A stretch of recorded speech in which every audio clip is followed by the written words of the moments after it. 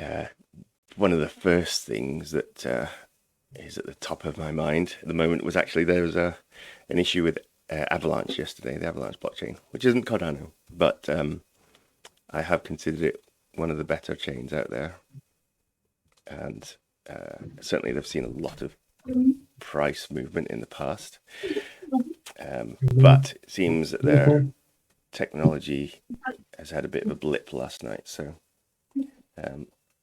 I did want to catch up on that, and it was surprising because I've been flawless up till now, and it did remind me that actually we are dealing with new technology all over across the board, and the fact that Cardano has had zero issues is a very strong signal. But also, just you know, there is challenges with technological development that make things hard, and we've probably done the largest, most difficult technological parts in Cardano to actually get to the point where we are able to scale and have good uptime and all the rest of it. But there are still things ahead of us that we want to bring on chain that can cause challenges, that can bring hiccups, that do require a whole load of careful thought and consideration before we jump into. So what we're working on in Cardano at the moment, as I've mentioned the last couple of weeks, is the governance phase. So Cardano has got a really strong network. It's 3,000 strong stake pool operators.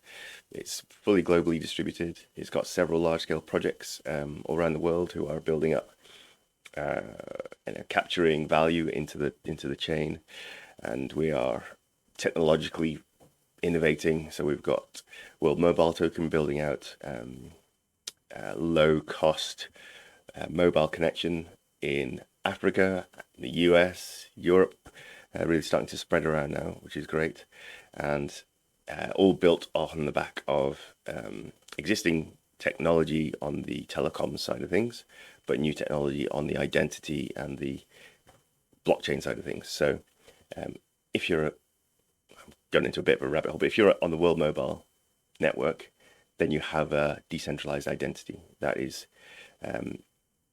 currently still centralized in that it's a record in a database. You're holding an account there, but their decentralized identity solution is part and parcel. It's being released as we go, so customers currently paying will be moved into the DID system, and that is all then, instead of you having all your data stored with Virgin or with Dish or whoever your network provider is around the world, it'll actually be stored on your wallet in your custody, so your private data is kept safe.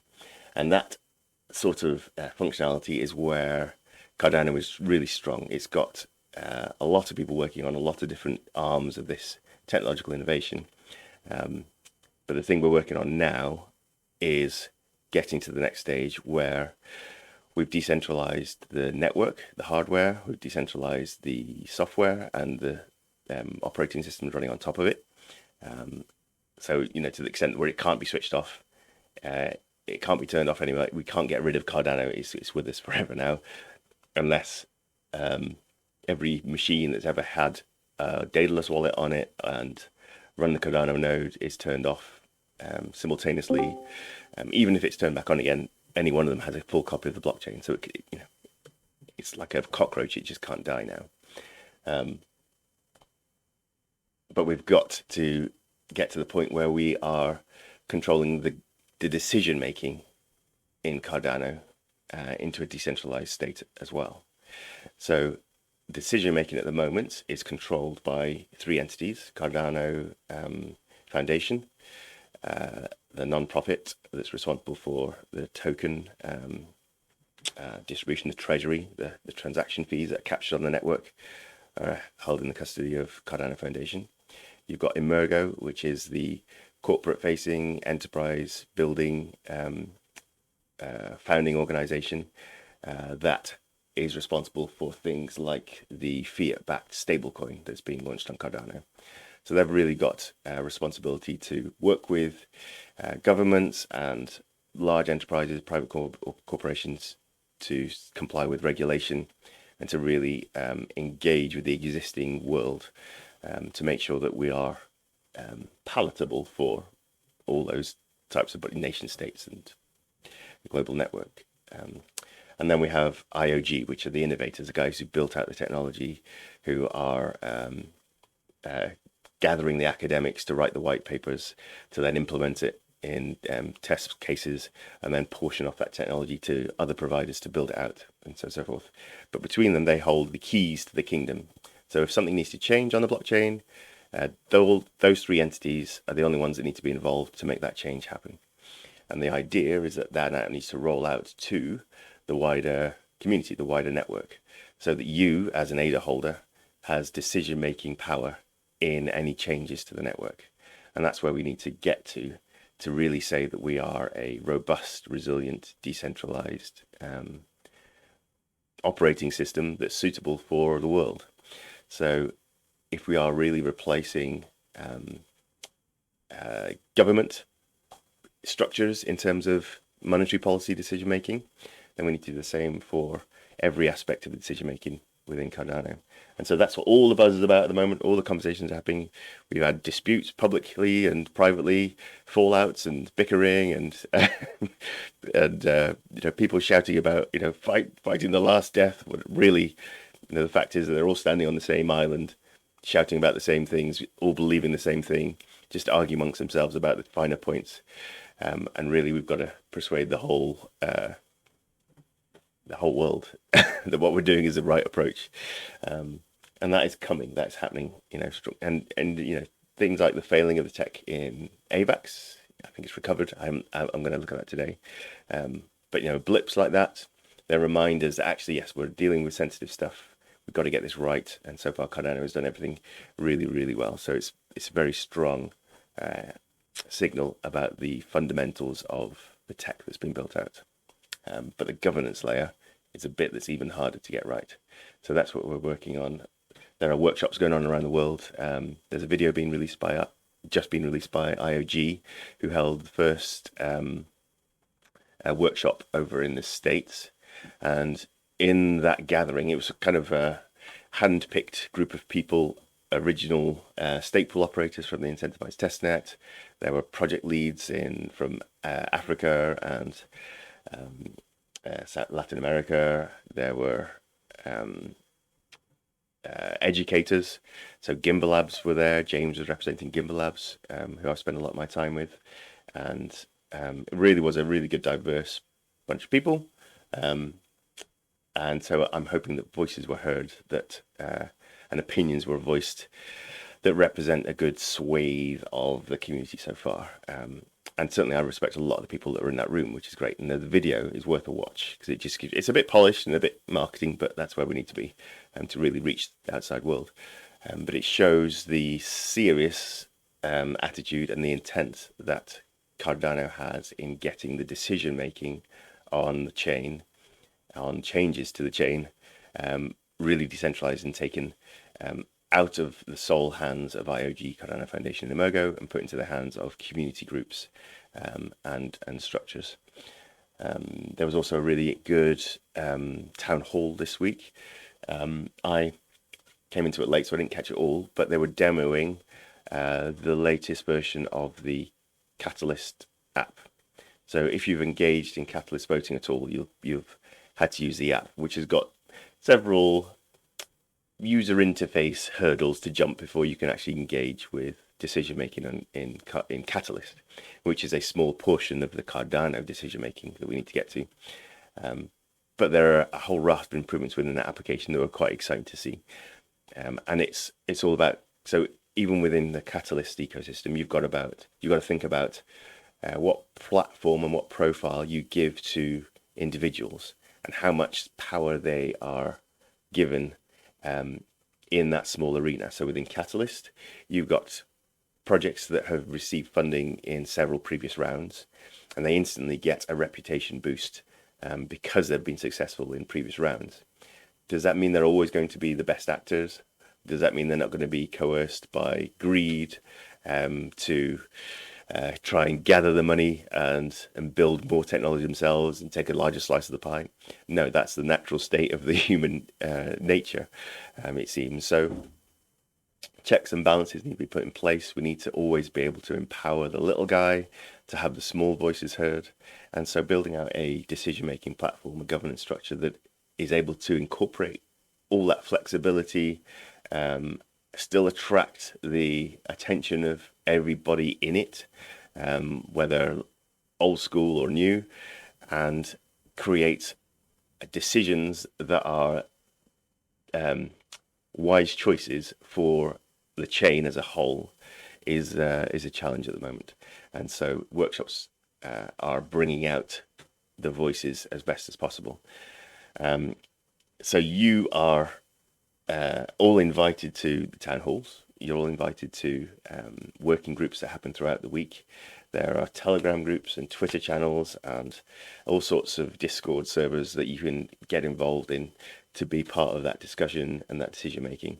And so if you really sort of are here because you think Cardano has a long-term future, world impacting future, then just showing your face, listening to it, voicing an opinion, no matter how novice and how fearful that your question is a stupid question, it's worth putting it out there because everybody, the person answering you is making sure that they are able to communicate effectively the correct answer, and you are learning at the same time, and that happens all the way up the veteran echelons, up to the veteran echelons of the chain.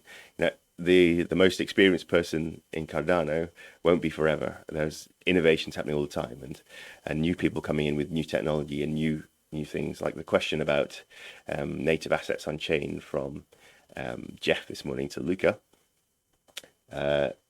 was a deep question. What are native assets on chain?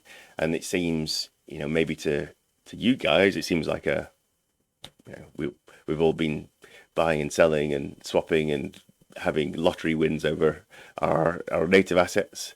In fact, we've got a profile picture on Paul that's a native asset that we've I've bought and given out from Fluid Pool as a reward just for being in these discussions. And so native assets are a very familiar concept to us, but they're brand new to someone who's been outside of crypto and just working in the real world. And that's a type of token that's different to a coin, and it's just an image at the moment, but it also has some utility in that you can get a discount for collecting other tokens built into the NFT that Paul's now holding. And so, all these questions and all these answers may be familiar to you now, but there are a whole load more that you don't know the answers to, and you can start relaying the answers to people who are coming in below as well. And so your level of learning is really important to somebody else on the planet at any point. I just encourage you to engage and share. I'm going to have to pause for a second. I've got workmen in and they need letting in the back. So give me 1 second. I'll be right back. Possibly. There may be some background noises today. The windows are being replaced around the house, and it's a big job. It's very messy, but there you go. UPVC? Yeah, we're replacing UPVC with more UPVC. Well, it's not we. It's we're actually in a rented house at the moment, so the landlord's doing it, but it's great because the UPVC now is the old stuff is just terrible. It's like blowing a gale as you walk past it, even when everything's tightly shut. So worth doing. Yes. So do engage. I was going to say, how do they moderate? Because obviously the likes of Wall Street, if they wanted to, with obviously the buying power to get in and buy millions upon millions of ADA and try and get their control that way. But obviously you've made mention that they are looking at the smaller guys, which is obviously good. Yeah, well, that's the sort of the real challenge is, if someone has no profile, no power, is operating anonymously, is maybe a developer in a project who has an opinion but has no platform, how do you get the experience and wisdom that he has working on chain, and in development and interfacing with the people he has interfaced with, how do you get their voice heard in a decision? And one of the core things at the core of this at the moment is that every sort of decision-making infrastructure in Cardano is plutocratic. And by that I mean that every vote is based on the amount of ADA that you hold. So if you hold a lot of ADA, you have more voting power than someone who holds a small amount of ADA. And that is, so far, there's been no example of us having moved away from that for any real voting. So like deciding how the treasury money is spent in Catalyst, that is done based on how much you already hold. So the technical innovations on that front haven't happened here yet. They're happening elsewhere within academic places. Quadratic voting, conviction voting, these different types of decision-making processes where it's not based on how much power you already have in a system, but based on maybe it's like the voting system in the UK is one person, one vote. So that's the gold standard that we're trying to get to with our voting system generally. But that doesn't really work. There's a whole load of vote coercion and people just following the person who markets the best, and ultimately decision making within politics is very, very bad. And it's resulted in you have a choice between this bad choice or this bad choice. Which one do you want? And so actually to provide us with a raft of choices and opinions to be heard, and because it's difficult. So plutocracy at the moment is probably providing a better distribution of voices than a one person, one vote system in government. Now, whether we don't want that to be the case long term, and we want to get away from that, but that's going to take some time and effort, and some of the decision making has got to be around how do we make decisions. So that's probably the first thing to try and get those answers right. How do we make decisions? How do we form consensus? And the voting systems that we have aren't there yet, but certainly we've had a lot of really good decisions being made outside of that, within Catalyst itself. So, the direction the voting system has taken has been outside of that. There was a lot of manipulation of the outcomes, I would say, in Catalyst Fund 9, which is $60 million being spent every quarter. That's how it was happening, and that is $60 million coming out of the fees that everybody's paying to use the blockchain. So really, it's our money that we're spending on these projects. And so if I'm seeing decisions being made about which projects get funded that I don't think is right, I don't think is yielding the best results, it's really coming out of my pocket, and I need to put my head up and say I don't think we're making the wisest choices. And certainly that's what the result was. Fund 9 Fund 10 was paused, and we are now 6 months down the road and no closer to the Fund 10 actually launching. So that, in my opinion, was a good decision. It's a very difficult one because it's meant that a whole load of momentum has been lost. But there were decisions being made that weren't ideal for anybody in the ecosystem. So we're now at a point where we're reviewing how Catalyst works. We're trying to come up with better decision-making possibilities just within Catalyst, which is a small portion of it. And we're also trying to replicate this on a larger scale to work globally. So we're going to have a whole load of decision-making in Cardano, and we've got a smaller microcosm of decision-making in Catalyst. And really, the Catalyst should be the test environment for our processes in Cardano. And that's how it's borne out so far. So we've got certain models in Catalyst that are now being introduced into Cardano as a whole. So delegated representation is the one thing that's being talked about a lot as well. So you can So within Catalyst, there are 1,000 projects listed on a fund. There's no way you as an individual can go through and understand what each of those is about because it's not your area of expertise, let alone have an opinion on each of those projects. But you can certainly have a technical prowess in maybe 10, 20, 30, and you have experience of the tech being used on 5, 10 of those, and you have a moral or ethical or direction opinion, management opinion on, several of those as well. And so your voice should be heard, but it can't be the ultimate voice. And so we're taking that decision making across 1,000 projects and using the people who are in the best place to make decisions on a larger chunk of them than you are as an individual, and letting you give your vote power to that representative. So I want to see this happen in a way that if there's somebody I trust, so if it was around monetary policy within Catalyst and Luca was involved as a delegated representative, I would give him the vote power to be helping make decisions and casting votes, and with my vote power on monetary policy type things or economic decision making and setup. If it was software development, then I would want to make the vote myself, and so I can have portions of my vote power that I retain for myself, and some I give to other people, and that's how I'd like to see it made.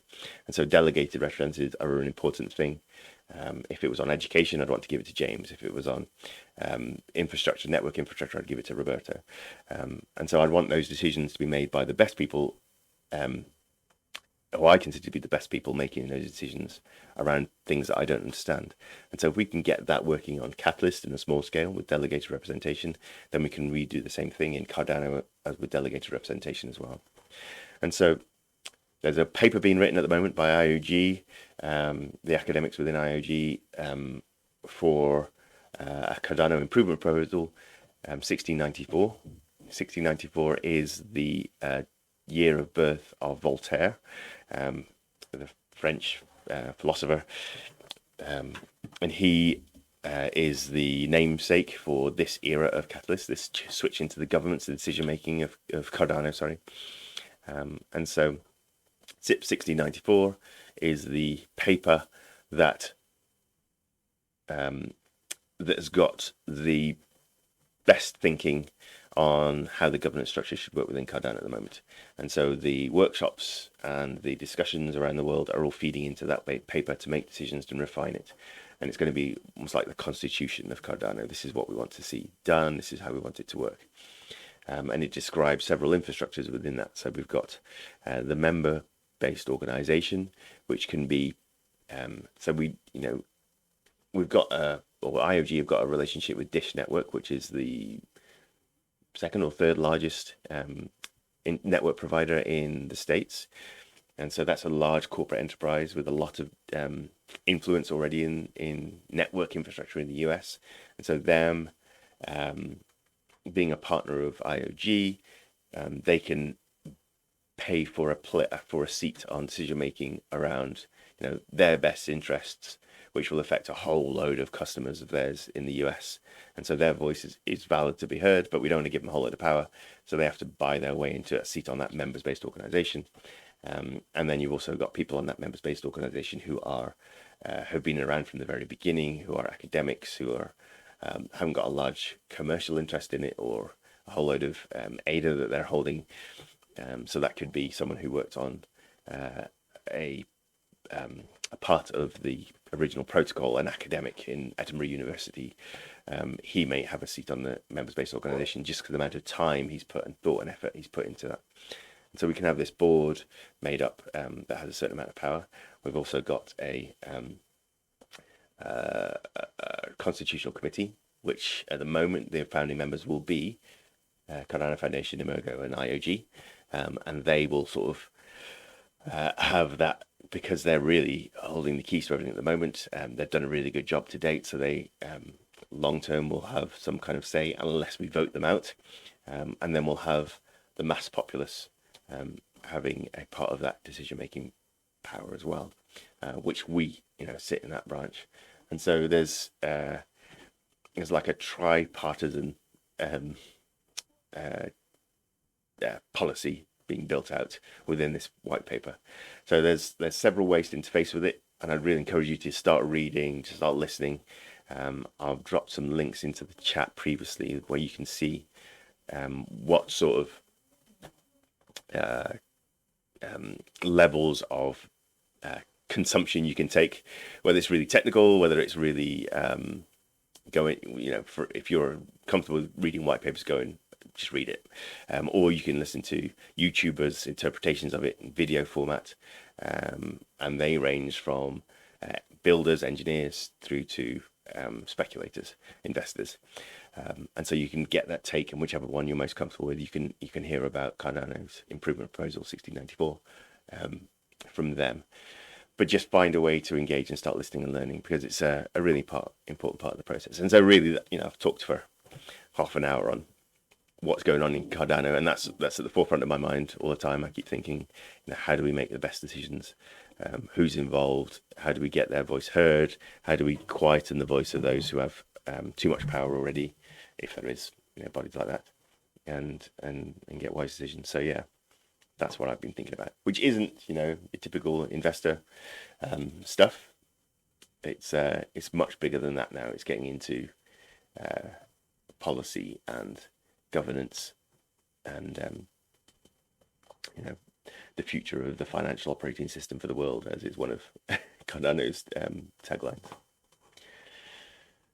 So there, I rambled on. Any questions in amongst any of that, or fresh pointers you want from me?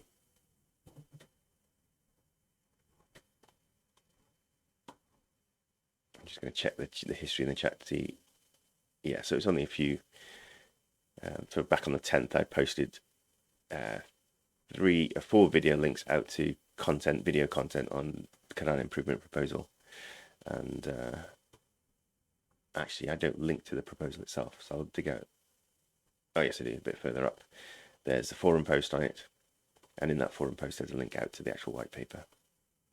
There's also 1694.io is a domain, so I can get that up and start to show you.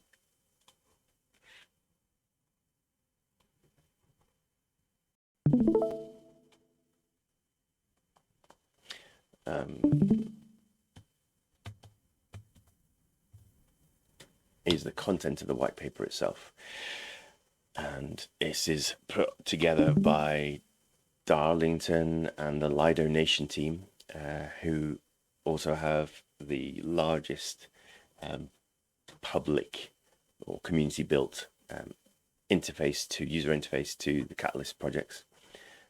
Really good work by Darlington, who's a fascinating individual. Actually, there's a great interview with him as well. You can go and dig out. I think that's back in the chat too. But yeah, this is the white paper itself. These are contributors to the workshop that happened in Colorado. So here we've got Andrew Westberg, operator of Blue Cheese Stake Pools, really big code contributor, engineer to a lot of the tech in Cardano. But again, community not related to IOG or CF or Emergo. Darlington from Lido Nation, who put this website together for the white paper itself. James Dunseith from Gimbal Labs, who's I spend a lot of time with.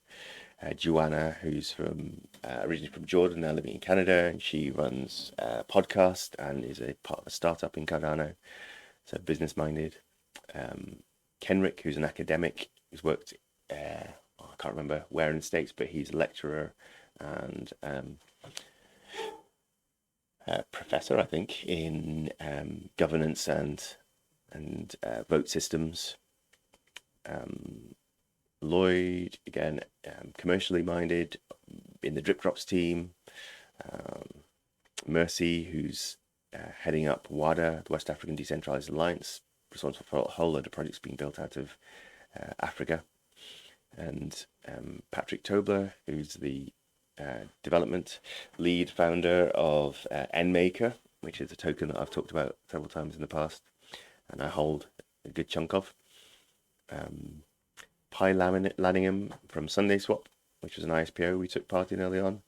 Rick McCracken, who's probably the largest podcaster, YouTube personality in the Cardano community, old school stake pool operator, and a respected voice. And Tim Harrison from Cardano, from IOG. He's a guy who does a lot of the IOG videos, bald head, press sort of officer, really good communicator. So yeah, these are the voices being heard at the moment, and that needs to spread out to wider voices. We got touch points with these guys. You're welcome along to Playground on Tuesdays. You can interact with James and the Gimbal Labs team. They're very focused on education materials at the moment and training people up in the language of Plutus. But there are other project-based learning programs that they're running in the future to do with tokenomics, which I'll probably be involved with. Stake pool operation again, I want to take a part in. The Dandelion network infrastructure, which again I'll take a part in. But yeah, there's a whole load going on that you can get involved in too. And then this white paper is long, but it is consumable. So get and read it, and I'd love to know your opinions. You've got to watch the videos and get other people's précis of what's in here. Cool. Any questions come out of that? Let me drop that link in there. Actually, I didn't drop it in.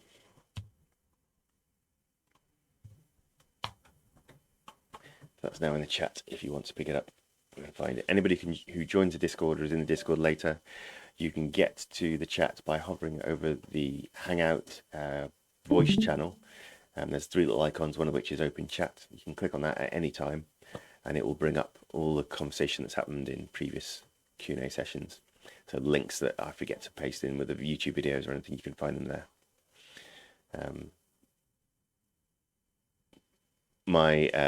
My editor keeps nudging me to encourage you to, if you do follow through from YouTube, please like and subscribe. And if you're just in Discord anyway, and you do want to do me a favor, go and give a like and subscribe to the videos on YouTube, because some exposure on there would be useful for the pool, which you're now part of, and also just helps raise the profile of Fluid 7 and our activities and our endeavors to get into building on the blockchain. So thank you for that. Any other questions? I can keep talking, but I like this to be more workshoppy. So what's happening in your world, your Cardano access to this world? Hey Jonathan, it's Carol. Hi, Carol. I just had a question in relation to your stake pool operators. So I understand that you're a stake pool operator, and we've got our ADA staked with you. Why would we then stake with other stake pool operators? Why wouldn't we just stay with yourself? So I don't dissuade anybody from moving around their stake in Cardano, because I see it as a fundamental and important piece of the decentralization puzzle. So if everybody pools their holdings, because really if you're holding ADA and you've got it delegated to a stake pool so that you can earn interest, earn rewards, you are participating in a vote. So you have chosen me to receive the voting power in the reward mechanism of Cardano. So by staking with Fluid Pool, you're saying you trust me as an operator to be doing a good job, and I'm then incentivized to keep my part of the infrastructure running well. And so that's a decision on your part to incentivize me to keep doing the work that I'm doing.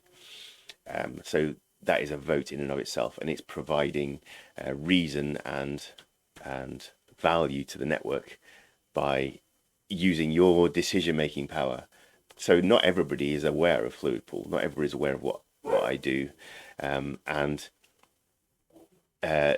like nobody in the world knows everything that's happening across all the network infrastructure. So that decision-making power has to be moved out to the edges, to the people who actually have capacity to find the place that they engage with, the people they engage with, and then vet them.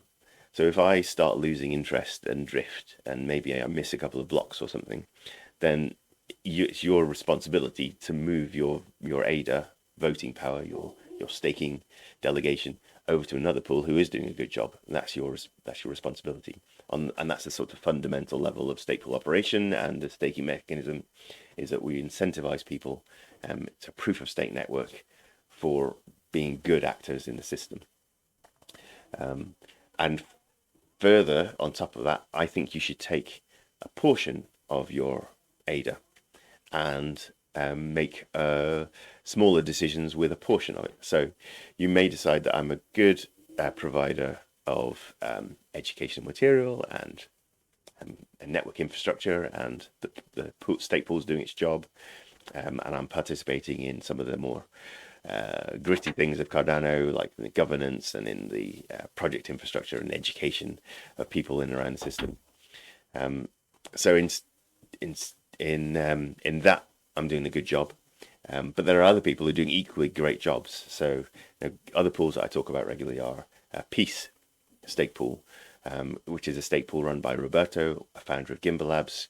He built out the Dandelion infrastructure. It's a protocol for really decentralizing all the APIs that people use in Cardano between multiple actors. At the moment, there's kind of one large corporate enterprise who are built out of the community. They're good guys. Marek from 5 Binaries run the Blockfrost API access points, but that is a centralized. It's built. He's responsible for it. He's earning from it, and it's a single point of access that we need to have multiple people really running. So Dandelion is a solution for that, and so I encourage you maybe to take a portion of your delegation. If you go and find out about Roberto and you like what he does, then stake with Roberto's Peace Pool, or James's Gimbal Pool from Gimbal Labs, or Catalyst Swarm Pool, because they run a lot of the governance infrastructure around Project Catalyst. And so these are all good actors in the system, and I think their stake pools should be funded so that they are able to receive some recurring stable income for the activities that they are partaking in the network. So these are sort of righteous reasons to stake elsewhere. There are also hard-nosed investor decisions that you can make with portions of your ADA holdings. You can stake with ISPO pools. So the ISPOs we talked about in the past were Meld, Sunday Swap. At the moment, we've got going on A Starter, Machiavellic. We've got NewNet, and there's another one I'm forgetting. But anyway, all of these are running stake pools in their own right for their projects, and so you could be earning if you're not, like, all of those are actually earning from Fluid Pool now, but before they launched, you could be earning from their own pool that token as well. So if you particular fan of A Starter's AA token and you wanted to start accruing it earlier, you could stake with AA1 pool. And so that may be a decision you want to take. Okay, as part of my investment strategy, I'm going to take a portion of my ADA holdings, stake it with AA1 pool so I can earn their AA token, which is going to hopefully grow at a faster rate than ADA will over time. And so that's a reason to take a portion of your ADA and move it elsewhere. And the process of actually taking a portion of your ADA, moving it elsewhere, is as simple as creating another wallet, sending some of that ADA from your original wallet to that new wallet, so you're retaining custody of full self-sovereign custody of your full allocation of ADA still. You're just then choosing to use a staking power with part of it with me, part of it with AA1 pool, for example, and that would earn you extra AA tokens for a portion of time. Of course, when the ISPO ends, or like Fluid Pool, you can earn AA1 from being in Fluid Pool. So you can, you can't yet actually. that has not happened yet. We're in that process of moving to merge staking. So you can then switch that delegation of that wallet to keep it where it is, but switch the delegation over to Fluid Pool when that one ends. And then you've got it all back with Fluid Pool again. Or in the meantime, it might be there's another ISPO starts. So Machiavellic have got, well, that's all community pools as well, but some of them have got, so that Genius Shield had a pool that they were running for a while that you could earn extra gens tokens from by delegating to them. Or they had a starter, Genius X. There were 5 tokens released by projects that were in Genius Shield's incubator program, and so that's a good way to grow diversity of projects available within the ecosystem. So you maybe choose to stake with the Genius X pool for a while, and so you're then using your ADA, your investment power, to support parts of the ecosystem just by staking with the pool, different pools for portions of time. And that I see as an important part of the proof of stake mechanism. You're actually delegating part of it. Now, it's not in my best interests from a purely capitalistic, selfish means for me to talk about these other pools. But because I believe in decentralization, long term, it's going to benefit me. If Cardano is as healthy as it can be, then, ethically long term, it's in my best interests for humanity to be have their economic system built on top of a decentralized infrastructure. So I want decentralization to be at the core of any decision I make, and so I hold that as part of my purpose when I'm making decisions. And so it overrules some of the economic short-term gain decisions I make. So I will talk about these other pools, and so do go check out the guys I talk about. And have a look at them. If I mention them, it's because I think they're probably worth at least your consideration and listening to their voice. And then if you so choose, you can give them some of your staking, your voting power as well. And really, where you stake your ADA is a vote. I've said it now, earlier, but it is a vote in and of itself. And so use your vote wisely. Feel free to portion up your vote. Don't give it all to one party, because that's how we end up in bipartisan politics, which gives everybody 2 choices, bad or badder. So to move away from that, we want proper decentralization. We want good actors to be rewarded and incentivized. And the stake pool operation is a way to really incentivize small pools. Does that answer your question, Carol? Is there any finer points in there you want to press in on?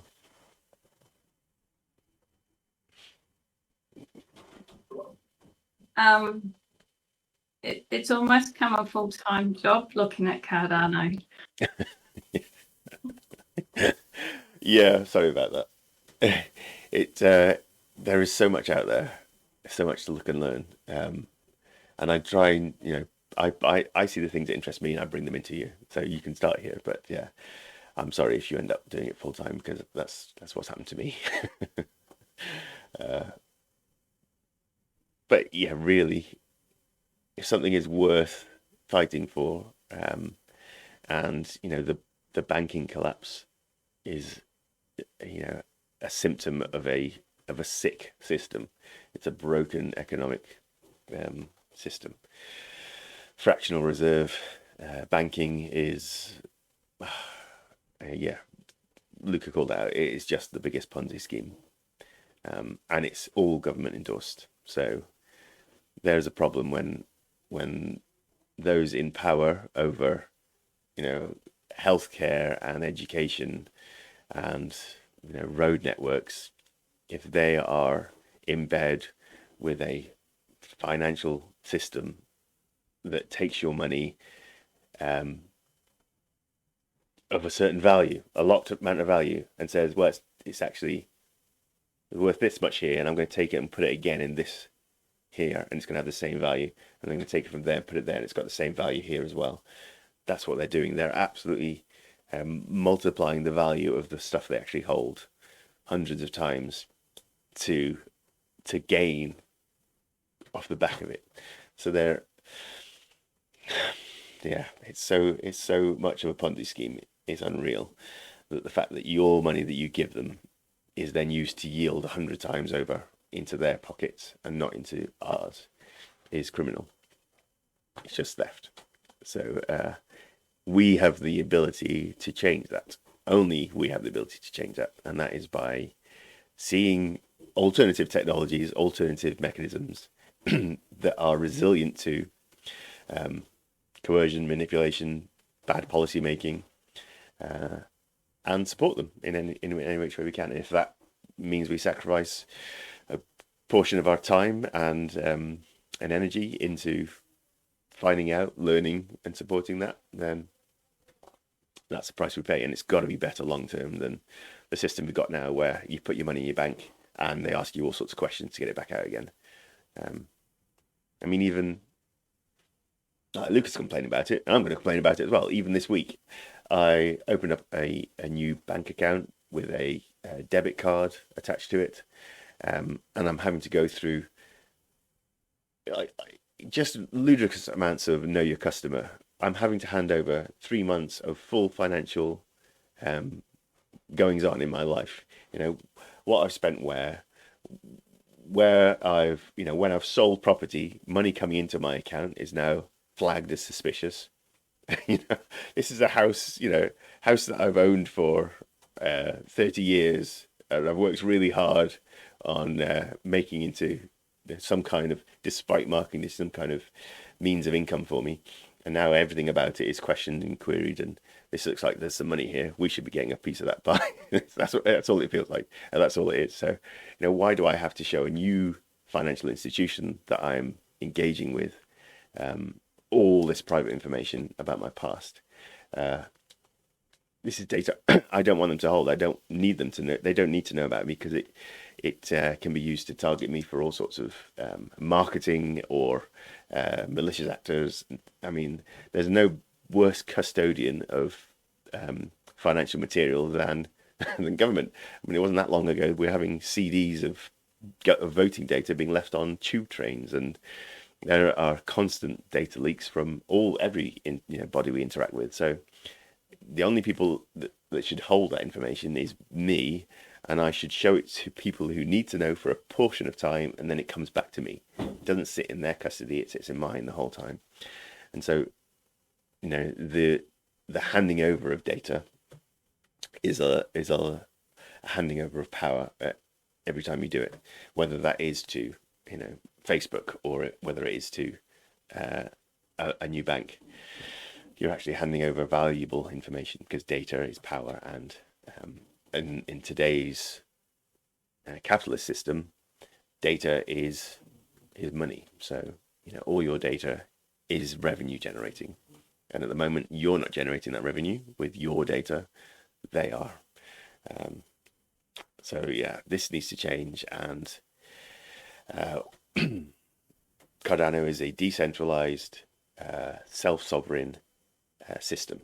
So we can take our ledger technology for our financial transactions and take them out of the hands of anybody other than code, which we all agree on is a good way of creating monetary policy. We can do the same with our identity, our privacy data, and we can do the same with our voting and our decision making. Those things can radically alter the way that money is spent, and the power that's attached to money is used to really empower the little guy, to make voices heard from all corners of the world, of the globe. And when crazy decisions like warmongering are being made by the governments that are funded by our activity, if we remove that power, so it's actually the votes that we have with our money are legitimate, as well as the votes in our nations, then that's when we can really start to improve things and try and get away from the mess that we're in at the moment. That's how I see it, and I think you're all here because you see the same thing. So yeah, it is a painful amount of time, but it's worthwhile. Couple of things, Jonathan. Dinesh here. They've announced the date for the Cardano Summit 2023.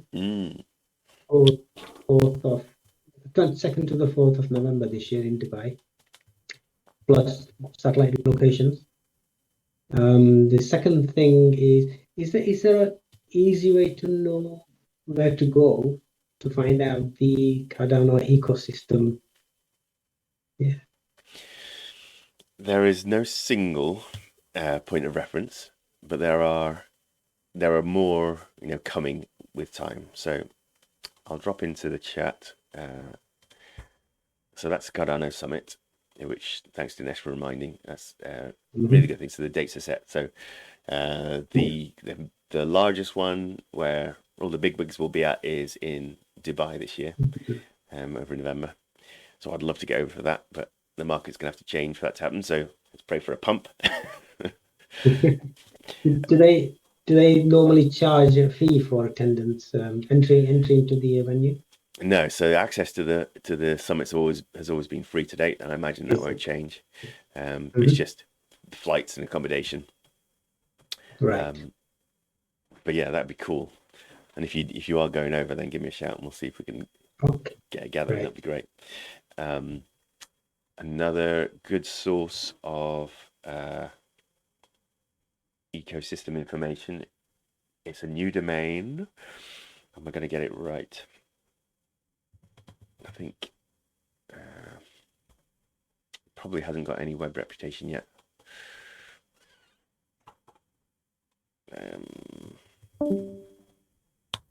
There's a new project website for Project Catalyst. It might be the .org one. No, I think that one is community. Wait, well, I mean, that's a great source of information. This is the one. So this is the one built out by IOG, Cardano Foundation, etc. ProjectCatalyst.io. That's it. Now a nice, clean, well-branded point of access to Project Catalyst. And I think it has links off to, I can't see it now, but there is a link off to the app from somewhere on here. The new voting app. What else is a good source of information? So that 1694.io, that's a great place for reading about the Cardano Improvement Proposal 1694, which is the most important one in terms of governance within Cardano. So a bit more dry content, but well worth looking at. If you're into development, then I would have a look at Essential Cardano. It is.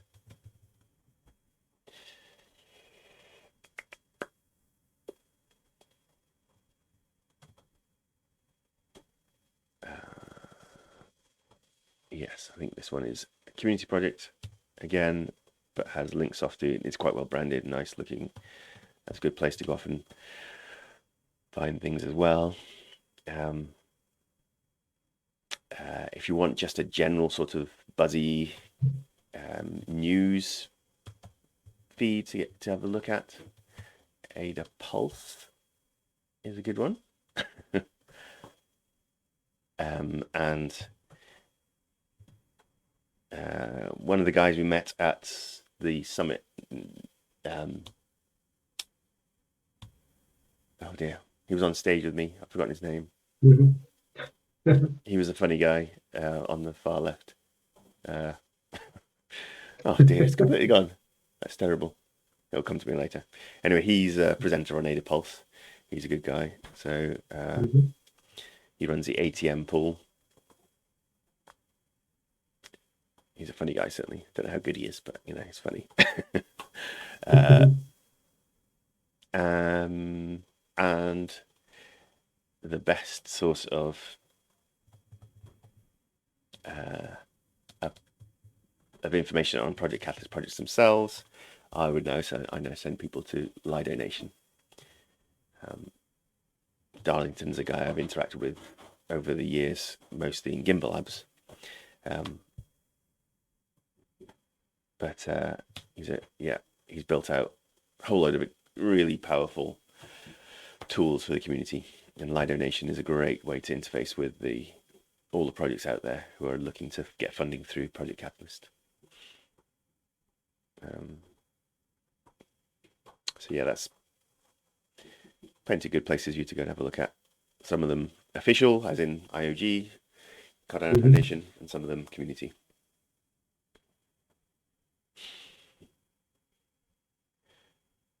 Cool. Don't see a map anywhere of that ecosystem, is it? I mean, any of those? A map of the system. Well, the ecosystem. Yeah, there's. The infographic that shows the Cardano ecosystem split into different segments, and then within each segment, different projects. Yeah, the Cardano Cube is probably the best example of that. So that shows you things broken down by type of, and these are all much more sort of commercial projects who actually have running projects, running products. They're capturing value in terms of token purchase. And yeah, Cardano Cube documents those, and that's sort of similar to ones you'll get in other chains like Ethereum's. Yes, if you click on ecosystem tab at the top, yeah, gives you a breakdown there. So that breaks it down into chunks of lending, borrowing, DEX, DeFi, all those sorts of things. Yeah, that sort of thing. Cool. Because I think that sort of information gives you almost like the heartbeat of the system, isn't it? Yeah, it's a very good snapshot of. I mean, it tells you. If you were to look at that as an ecosystem, which bit of the thing would you, from your viewpoint, you look at first and then the rest? For example, do you look at wallet first, or DEX first, then everything else after that, or infrastructure? It really depends on how I'm coming in. So if I'm thinking from an investment point of view, if I was looking at the chain from a first time, then the things I would be looking at are, what's the community like? Are there people out there building? Are there people out there trying to create? How many people are involved in the chain? And so the community and DAO section really shows you how many people have taken the time, because the community portion typically doesn't make any money. So these are guys who are just enthusiasts who see something they really believe in, and if there is a good portion of people throwing time and effort and money into it, then yeah, that's probably a good evaluation on the general health of the ecosystem.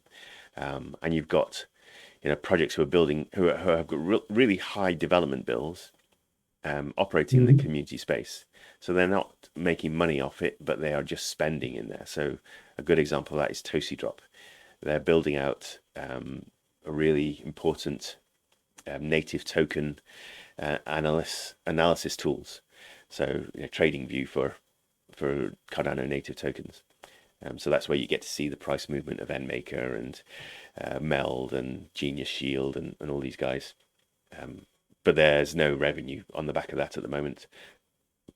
So they've built it really out of just gaining reputation and attracting an audience. And then also in that group, you've got Catalyst Swarm, who are the guys really active around. Again, I'm an OG in Catalyst Swarm, I'm a veteran, but they work in and around the community, facilitating all the workshops, helping with the decision making, branches that are built out around Catalyst, the Catalyst Circle. There's a lot of support for Catalyst Circle. The voting system sort of birthed out of Catalyst Swarm originally, and then Drip Drops took up the mantle and actually built the proper online on-chain voting system for it, which was great to have. And then I look at, okay, if this is an investment decision, how much money is there being attracted into the ecosystem? How much is it holding? And that's when I start to look at the DeFi portion and the DEX portion, the lending and borrowing. Those areas really show where the money lies. So you can look at it on DeFi Llama, to see how much total value locked, which I think is a useful metric. How much money is being poured into the dexes.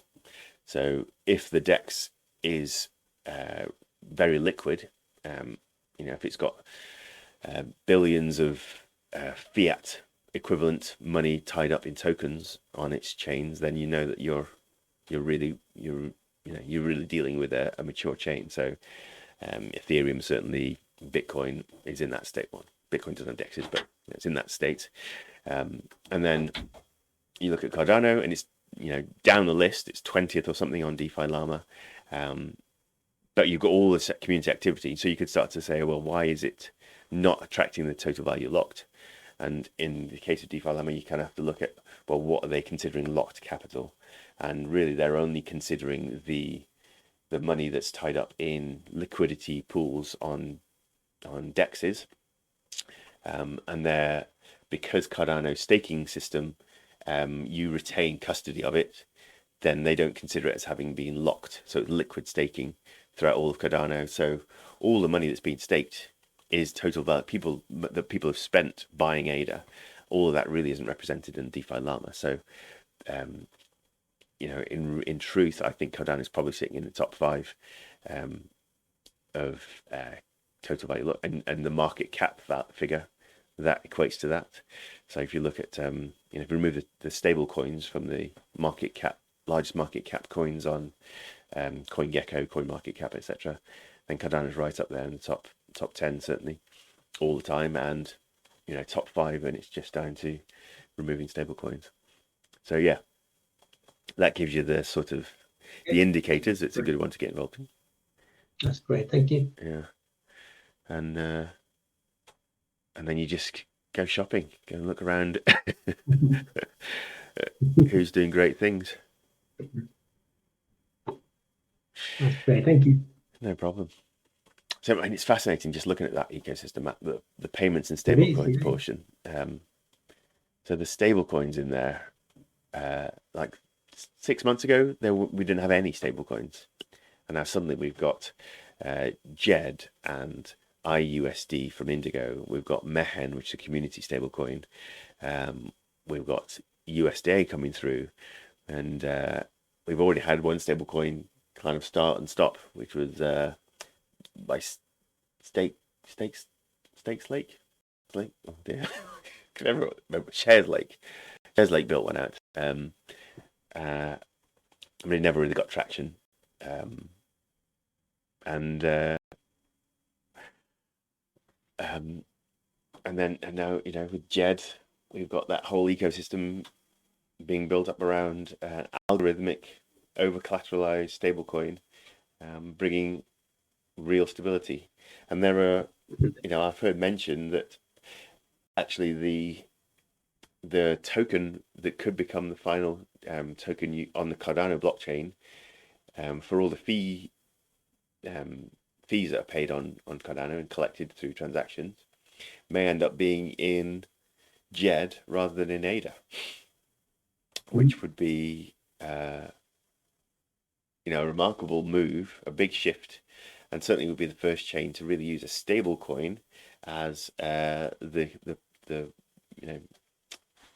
primary token on that chain, which would be fascinating, because obviously ADA's got some volatility. It's really tied to the success of the ecosystem itself, whereas JED is not tied to any one token. It's just tied to, its value is tied to whichever is the reserve currency in the world. So it's deriving its value at the moment. It's pegging itself to the US dollar, but if the reserve token changes, then it can change to whichever takes over its place. So that could be the Chinese yen, or it could be something new entirely. Something entirely new. It could be a stable coin built out of central bank digital currencies. Strange things could happen. So it's a changeable ecosystem. Anything can happen. Nothing's set in stone yet. And with all these, financial crises happening in the banking system, that is a catalyst for change. Why is the Jade marked as orange? Because I thought it's already been released. It's in development, it says. Yeah, is the color coding? So orange means in development. Mm. Right, yes, that's out of date now. Okay. Because it's very much live It is. and attracting a good amount of capital.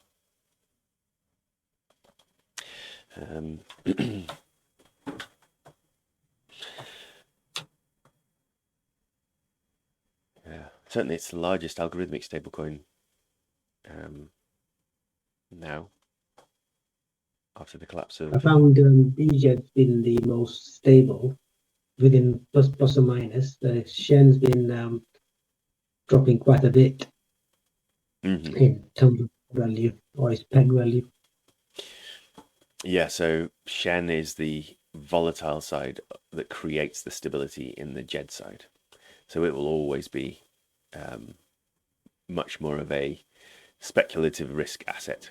If you're buying Shen, it's because you expect its price to fluctuate a lot. And I bought it just to see how it what the personalities look like of the two. And I just bought $50 worth each, and then I'm looking at the price, and it's just within plus or minus 1% for Jed, and Shen's been like plus or minus 10, 15, 20% this, something like that. Yeah. Which is, yeah, as we expect, because if Shen was stable, then it would mean that there was, well, what would it mean? It mean that there was no activity. There was basically people had bought in and not bought and sold Jed or Shen. So yeah, we need Shen to be balancing out, in its price action.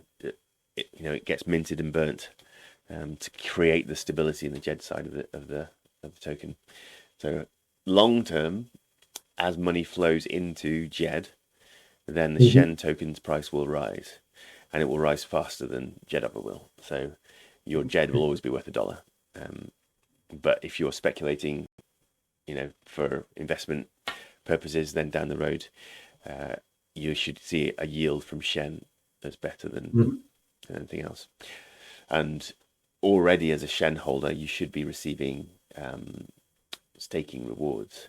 So if you look at the Jed.io website, no, JedYXYZ, sorry, website,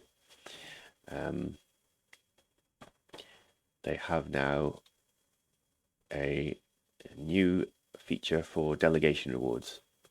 So if you are a Shen holder, if you've minted some Shen, because I bought them on a different exchange. Okay. So do I need to move it here or somewhere?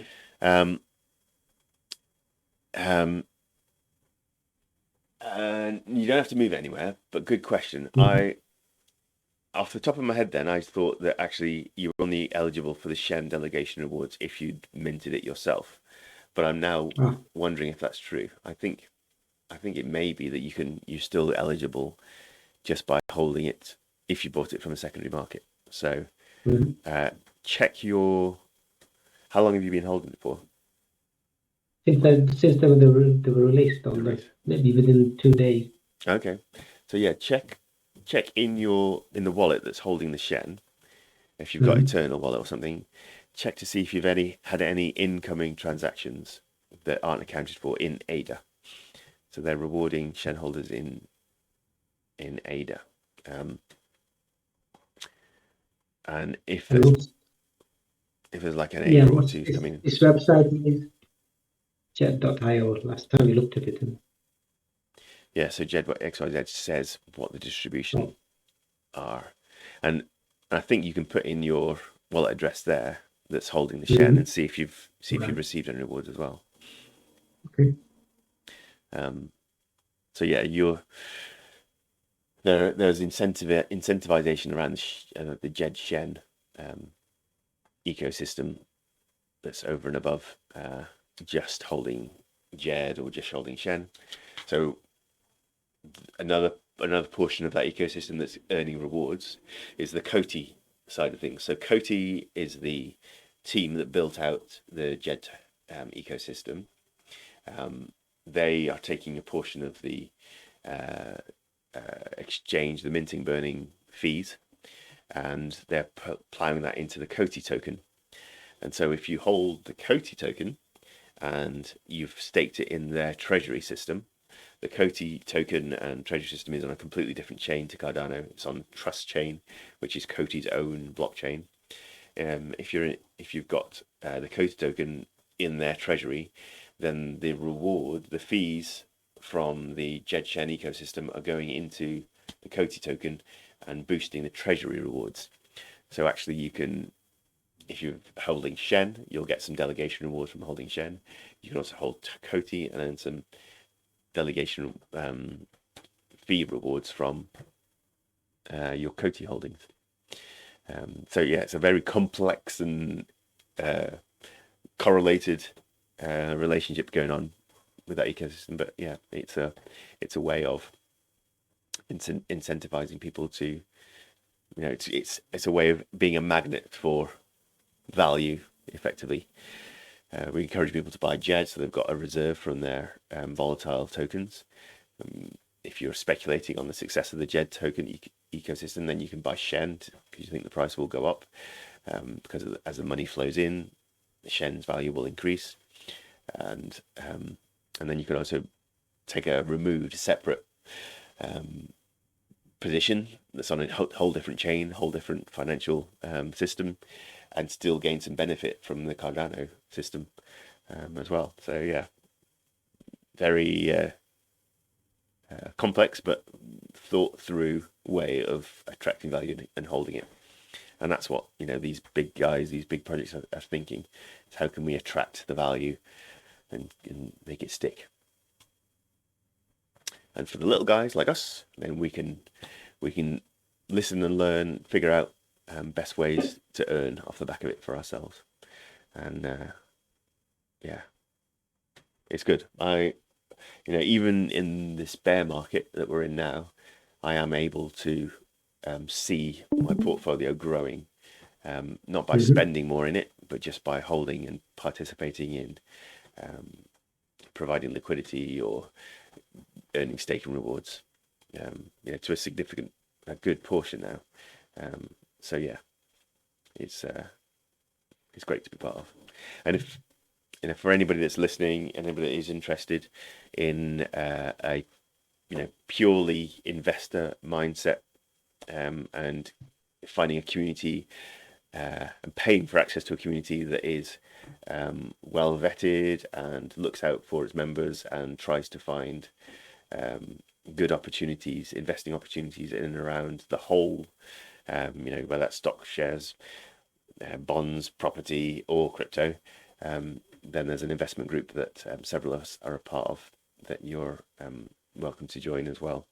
It is paid access though, but that does educates really well on a whole load of due diligence issues and techniques for growing your investments. And I think that's financial education is a really important part of life that I completely missed out on growing up. There was no financial education in my schooling, and I resent it because yeah, I did the same. I finished education, went straight into business, and had no idea what I was doing, and still don't. You know, I'm learning all the time. So, you know, that's sorely lacking. And so, you know, whenever you do learn, it's valuable, and the later you learn, you know, it just means that there's more people for you to pass that learning on to. So yeah, it's all worthwhile. Good. Any other last minute questions? We've got 10 minutes to the hour, so I normally wrap up about now. Or anything that you've seen and want us to be looking into for future sessions, do let me know. Happy to put an eye on things. But if we've run our course, there's always, you know, a good few hours listening to Lucas Crypto Hour and then this one. So if we are if our brains fried, then we can wrap it up there. And it's unanimous. Yeah, I'm ready for the bed. Okay. It's midnight here. Me too. Yeah, you are hardcore. I much appreciate it. So thank you. And sleep well, and I'll see you all next week. Thanks, everyone. Okay. Thanks, Joyce. Bye. All right. All the best, everyone. Thanks, Jonathan. Bye bye. Thank you. Thank you, Jonathan. See ya.